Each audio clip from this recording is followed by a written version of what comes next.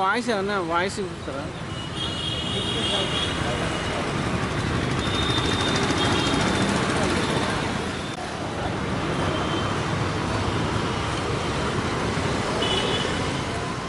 రెండు 2003 సంవత్సరంలో చంద్రబాబు నాయుడు స్థాపించిన ఈ సేవా వ్యవస్థలో 18 సంవత్సరాలుగా పనిచేస్తూ ప్రజలకు ప్రభుత్వానికి మధ్య వారధిగా ఉంటూ అనేక సేవలు అందించిన 607 మంది అర్బన్ మీ సేవ ఉద్యోగులను గత వైసీపీ ప్రభుత్వం అకారణంగా తొలగించడం జరిగింది.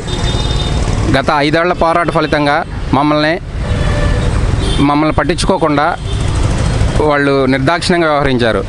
గత లోకేష్ గారి పాదయాత్ర యువగళం పాదయాత్ర సందర్భంలో ప్రతి జిల్లాల వాళ్ళు మా నాయకులు లోకేష్ గారిని కలిసి మా సమస్యలపై వినతిపత్రం ఇవ్వడం జరిగింది. చివరిగా లోకేష్ గారు హామీ ఇస్తూ మన గవర్నమెంట్ వచ్చిన తర్వాత తప్పనిసరిగా మీకు న్యాయం చేస్తానని హామీ ఇచ్చారు. ఆ హామీ 18 నెలలైనా అమలు కాకపోయినప్పటికీ దాని గురించి మా రాష్ట్ర కార్యదర్శి నాగేశ్వరరావు గారు ఆధ్యాత్మిక ఆలయం తిరుపతి నుంచి సచివాలయం వరకు సైకిల్ యాత్ర నిర్వహించారు. ఈ భాగంలోనే మేము మూడు రోజులు నిరాహార దీక్షలు నిర్వహించడం జరుగుతుంది.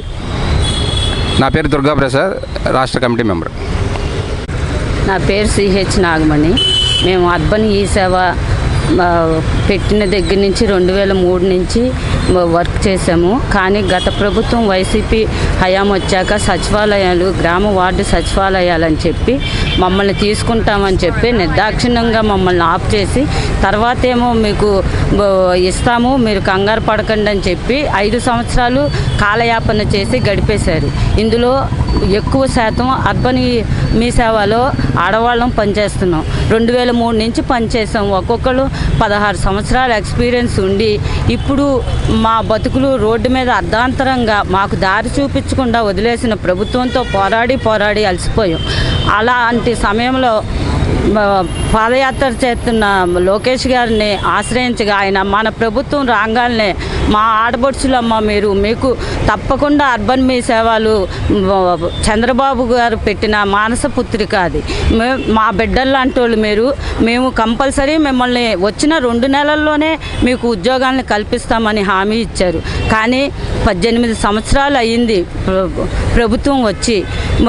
నారా లోకేష్ గారిని చంద్రబాబు గారిని మళ్ళీ మేము కలిసి వినతి పత్రాలు ఇచ్చినా మాపై వాళ్ళు సానుకూలంగా స్పందించి మీకు తప్పకుండా వస్తాయమ్మా, మీ సేవలు కావాలి, మిమ్మల్ని ఇంకా ప్రజలు కూడా మర్చిపోలేదు, ప్రభుత్వ పథకాలన్నీ ప్రజలకి సకాలంలో అందించింది ఈ వ్యవస్థ. ఈ సేవా వ్యవస్థకి గతంలో ఎన్నో అవార్డులు వచ్చాయి. మాకు వెచ్చించాల్సిన జీతభత్యాలు కానీ ఆర్థికపరమైన ఇది కానీ ప్రభుత్వం మీద ఎటువంటి ఇది పడదు. మేమే యూజర్ ఛార్జెస్ ద్వారా మా కావలసిన జీతాలని అదనంగా ప్రభుత్వానికి ఆదాయాన్ని కల్పించడంలో మేము సక్సెస్ అయ్యాం. కాబట్టి ప్రజలు మమ్మల్ని మర్చిపోలేదు. వాళ్ళకి మేము అనుసంధానంగా ప్రభుత్వానికి ప్రజలకు మధ్యలో అనుసంధానంగా ఉండి ప్రభుత్వ పథకాలన్నీ ప్రతి ఒక్కరికి అందేలాగా చేసిన వాటిలో ప్రధాన పాత్ర మేము వహించాం. కాబట్టి ఇప్పటికీ 5 సంవత్సరాలు అయినప్పటికీ ప్రజల ఆదరణ మాపై ఉంది. అది మేము సంతోషంగా సగర్వంగా చెప్తున్నాం. కాబట్టి మాకు ఇచ్చే జీతాలు ప్రభుత్వానికి భారం కాదు. అలాగే మేము చేసే సేవలు ప్రజలకి అందుబాటులో ఉంటాయి. సచివాలయాలు పెట్టారు కానీ ఇప్పుడు సచివాలయాలు సరిగ్గా నడవట్లా. కానీ మేము గత సంవత్సరంలో 2003 నుంచి పెట్టిన ప్రభుత్వ వ్యవస్థని ఏనాడు ఆటంకాలు లేకుండా ప్రజలకి ఇబ్బందులు లేకుండా నడిపిన ఘనత మాది. కాబట్టి నారా చంద్రబాబు గారు, లోకేష్ గారు మాకు ఇచ్చిన హామీలని అమలుపరచడంలో కొంచెం అలసత్వం జరిగినప్పటికీ వాళ్ళ మీద మాకు నమ్మకం ఉంది. కాబట్టి మా ఆర్థిక బాధల్ని, మా వయసుని దృష్టిలో ఉంచుకొని నారా లోకేష్ గారు స్పందించి ప్రభుత్వ అధికారులకు ఉత్తర్వులను జారీ చేసి మమ్మల్ని విధుల్లోకి తీసుకోవాల్సిందిగా మీ మీడియా ద్వారా తెలియజేయడం జరుగుతుంది. ఆ ప్రకారమే ఇప్పుడు ఈ 3 రోజులు మేము రిలే నిరాహార దీక్షల్ని చేపట్టాం.